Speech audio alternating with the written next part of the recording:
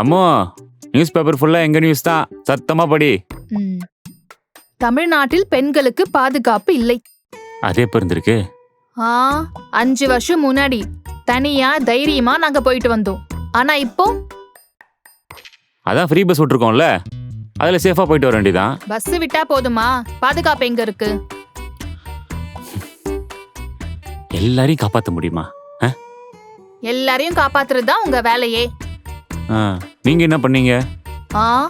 மகளிர் காவல் நிலையம், போலீஸ்ல பெண்களுக்கு இடஒதுக்கீடு, அம்மா பேட்ரோல், காவலன் செயலி, பெண்களுக்கு எதிரான வன்முறைக்கு உடனே கடுமையான தண்டனை, இதெல்லாம் நாங்க கொடுத்தோம்.